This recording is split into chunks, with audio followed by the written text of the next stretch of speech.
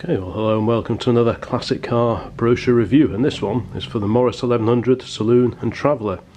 This particular brochure dates to February 1965, which ties in with this C-Reg example on the cover here being driven by what looks like a Sean Connery and Miss Moneypenny lookalikes. Obviously he ditched his DB5.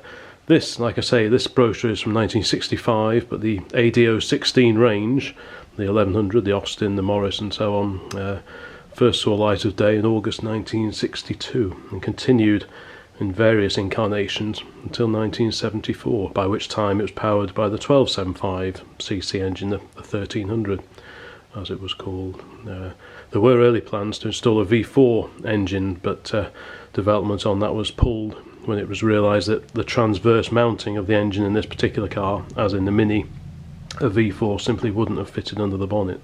So the A series was pressed into service as it had been in the Mini and mounted crossways under the bonnet. The 1100 and 1300 that came after were bestsellers in this country between 63 and 1966, and again between 1968 and 1971. Millions of them were made, about 2.1 million examples I believe, of the Austin, the Morris, MG, Wolseley, Riley, the VDP. So it was certainly a very popular car, although sadly they did rot away rather spectacularly. So let's have a look at this particular brochure. Here we have the Morris 1100 years ahead. We've got a Saloon and the Traveller. The Austin version was called the Countryman. The Morris, as in the Morris Minor, was called the Traveller. So this was the Morris 1100 Traveller, and obviously the Morris 1100 four-door Saloon. So let's have a quick look inside and see what we can find. And first off, we've got the Traveller version, which I believe had been introduced around about this time. So we've obviously got a young family here looking forward to packing all their gear in there. Son's got a little case, dad's got his golf clubs, and they're all ready for a very jolly time. Let's see what they say. 2 ways to go, one better. Here they are on your left, the brilliant Traveller version of motoring's most advanced and fast-selling saloon, the Morris 1100. Eyes right. Straight away you'll notice their simple beauty of line without effort, because Pininfarina styling is always clean and functional. They achieve the distinction of being 2 of the most attractive cars on the road. But it's engineering that makes each car incomparably greater. The genius of BMC creative engineering, exemplified in front-wheel power with its superb road holding, in the space-saving transverse engine, in the smooth stability of hydroelastic suspension, in the revolutionary fully automatic transmission available as optional extra equipment on saloons only, which can also be used as a manual gearbox. So there we go. There's the Traveller, which, as we can see, it's a 2-door. They never did a 4-door. It's got large sliding rear windows. In some respects, this reminds me of the later Allegro, in so much as they only did a 2-door version, and the body was designed specifically for it. Certainly on cars of the previous decade, estates were often based on the van bodies, such as the Ford 100E sort of Squire and the Escort estates. They were based on the Thames van, but BMC designed their own bodywork for this particular version, the estate version. We've got a large tailgate, and it's a very practical little car, I would have thought. On the opposite side, over here, we've got a car, a heavily airbrushed picture of a 4-door Morris 1100 with a chap chatting to a young lady with the kids outside looks like one of those newfangled supermarket places. So quite why it was so heavily retouched I'm not sure, but all this has been airbrushed, and the car is very airbrushed. I'm not quite sure why they would have done that when they could have just photographed it, but I'm sure they had their reasons. So let's have a look over here. Oh yes, the automatic transmission, saloon only. A brilliant optional extra, a combination of fully manual plus fully automatic control over all 4 gears. Just press the accelerator and go. 2-pedal driving is so exhilarating. You glide in limousine luxury without effort or fatigue, change into overriding manual control at any time. I certainly remember a friend of a neighbour used to often turn up in their Austin 1100 automatic, and you'd hear it going off at the road, and it was, it was in top gear before you knew it. It was sort of ooh, and it'd be straight into top, a bit like the Mini. So, where does all the space come from? Something else you notice at once about the Morris 1100, its incredible compactness. It's easy to park, easy to garage, and easy to manoeuvre.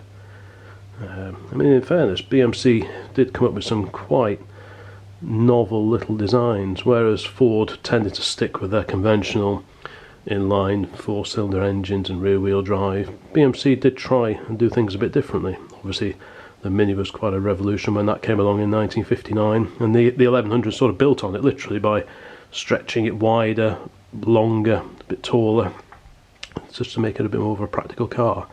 And I think the BMC designers had also been under a little bit of pressure because there wasn't a great deal of margin in the Mini. I mean, in fact, it was suggested that they were making a loss on every car they sold. So there was a little pressure to sort of come up with a slightly larger, more practical car, i.e. the 1100, just to try and make a little bit more margin in each sale.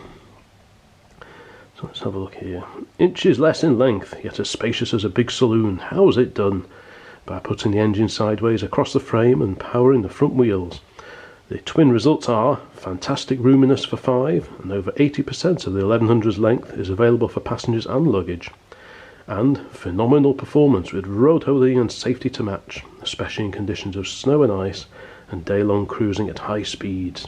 Powerful brakes, discs up front, that was another BMC thing as well, because disc brakes were far from common on sort of normal family saloon cars, and they give instant control, and you can expect up to 40 miles per gallon. Obviously the 1100 range, the ADO16, it was pressed into a number of different uses with different badge engineering going on. Obviously you had the Morris to begin with, and then the Austin came along later to appease Austin dealers, because even though BMC and both companies had been part of BMC for quite a while by the mid-60s, there was still a lot of brand loyalty and a certain amount of rivalry even within the company. So you had the Austin version, which was built at Longbridge, the Morris version, which was built at Cowley. You had two separate production lines for basically the same car, which seems a little bit mad. In September 62, the MG 1100 version came along, which had the twin carburetors and was often two-tone paint finish, I believe, with a different grille on the front, and Dad had one of those. I remember it vaguely in the early 1970s. Like I say, the Austin 1100 followed in August 63, and there's the Vandenplau, the VDP, in October 63, and the Wolseley version came along in 1965, and then there was the Riley Kestrel, also in 65. So you had different variants depending on what the customer was looking for. The Austin and the Morris sort of covered the basic end of the market, if you like. The VDP was the posh end, with a nice big chrome grille and little picnic tables and full wood dashboard, etc. Then you had the Wolseley and the Riley for people who were loyal to those particular brands. So it was a very flexible design, and BMC, as with the big Farinas, they maximised their sort of sales opportunities with it. Right, let's go and have a look over here. So we've got a family wedged into it here. And as it said in the text, you can fit 5 people in comfort in there. So there are certainly 5 people in there. I'm not quite sure how comfortable it would be, but they're all in there. And like I say, as in the Mini, the axles are either end of the body to sort of maximise the amount of free space that's available here. The engine is transverse there, saving space. So it was a very handy little design. It's a shame they rotted so badly. But like I say, they were best sellers for many years in the 1960s in this country. And what else have we got? We've got some guys streaking along an A road down there, and another photograph outside some shops, and loading in the pram into the back of their Traveller, which is all jolly good fun. The Mark I version was produced between 62 and 1967, and then the Mark II came along, and there were various revisions to the styling and so on. The rear lights changed, I think, and a little later you had the 1300 come along just to give a little bit more poke. But again, we've got a photo of a Traveller here speeding along, another 1965 Sea Reg example. And then we've got 2 young ladies perched in the back of a speeding 1100.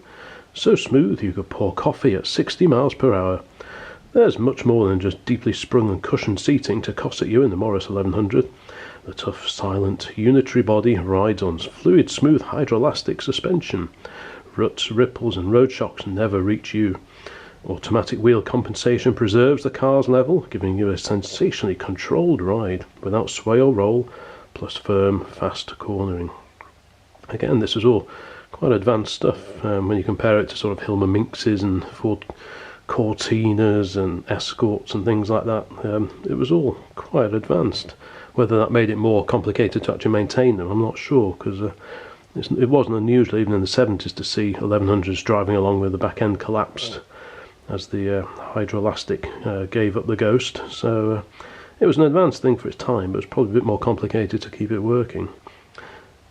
To this luxury ride, the Morris 1100 adds still more luxury. Wide curved windows that seal out the weather, moulded carpeting, superb sound insulation, fashionable up to the minute colour schemes, endless ingenious room for personal parcels, quality first finish and features everywhere. And again, we've got the red one driving along here with this chap and the dark haired young lady, and then we've got a diagram of the hydroelastic suspension. A brief description. Hydroelastic suspension employs intercoupled units which automatically control fluid displacement, keeping the car level on any surface. No moving parts, no glands to leak or wear, no routine maintenance. Anti-rust and anti-freeze. The fluid is sealed into the system for the life of the car. And how long would that have been? Probably not that long, to be honest, because like I say, they did rot for England, unfortunately. And if you look at period magazines of the day, they're full of articles of people sort of having to weld and bog up the sills and the subframe mountings on their 1100s after just a few years, which is a real shame that there aren't more of them around now.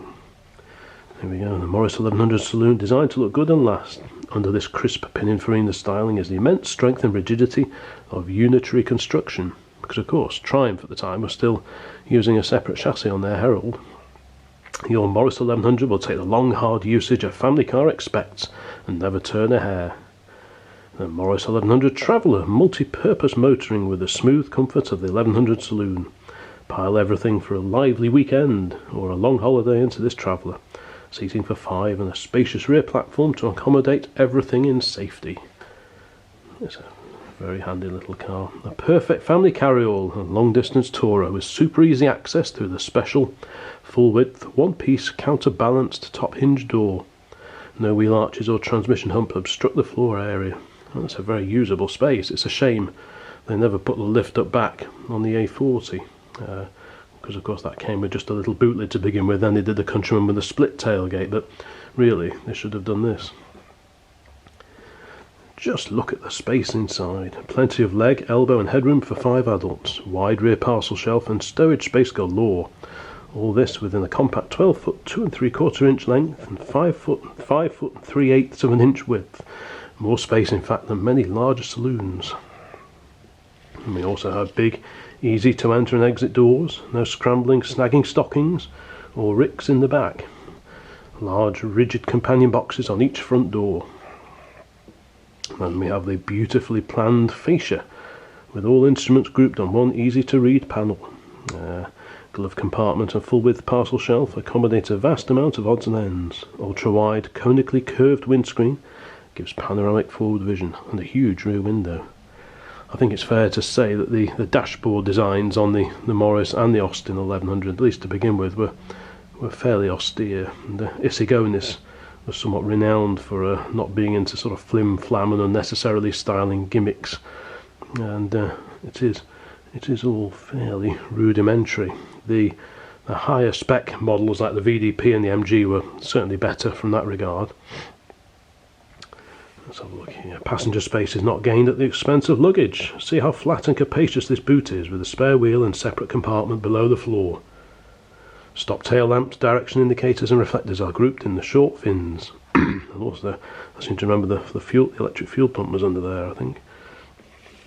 And then we've got some more information about the Traveller's versatility. A family car for 5 plus big cargo space, so you could have the seats fully folded as well, giving sleeping room for children. And we've got an optional extra fully reclining front seat. With all seats folded flat, you have a full-size sleeping compartment, the perfect solution to overnight accommodation problems. BMC Creative Engineering again. You'll find these flat folding individual front seats are very worth the small additional cost.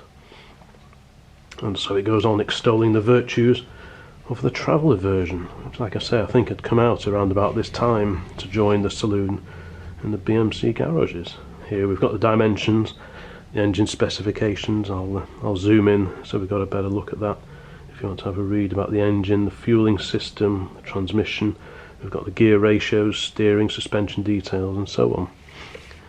And a bit more again about the coachwork on the Saloon and the Traveller, and details about the export differences, the variations that the cars sold abroad would have had. Listing out some of the optional extras like fresh air heater and demister, and so on, and white wall tyres, good heavens. So there's a bit of everything there, something to suit every pocket, I would have thought. And on the rear we have, well, very little at all. We've just got details of Morris Motors Limited at Longbridge, rather than Cowley, interestingly. And the issue of this publication does not constitute an offer, and the right is reserved to alter specifications at any time without notice. And down here we've got a code of 2/65, which kind of suggests February 1965 to me, but I'm sure people who know their ADO16s, their 1100s and 1300s, will be able to correct me if I'm wrong on that. And like I say, the 1100 and the 1300, they soldiered on until 1971 in the case of the Morris, and it was replaced by the Marina, which I can't help but think is probably a retrograde step, considering that this was quite an advanced little car when it came out, but the Marina was anything but. So that was in 71, and the Austin version and the VDP continued in production until 1974, by which time it was replaced by the Austin Allegro, which it wasn't a huge success, not comparable to this, but they weren't bad little cars in their own way. I particularly like the Estates, but whether they were as good as the 1100 that came before, I'm not so sure. But maybe Allegro fans can fill me in on their relative virtues. And again, as with the other videos that I've posted about old brochures, if you own one of these, or if you remember these, because I mean everyone must have had some experience of 1100s back in the day, or even now, it'd be great to hear in the comments and just see what you thought about them, see what you think about them now, what were their good points, what were their failings. Yeah, it'd be really interesting just to hear some first-hand comments from people who drove these and have owned them either now or in the past. So thanks for watching, and we'll get some more videos about classic car brochures up very soon. Bye bye.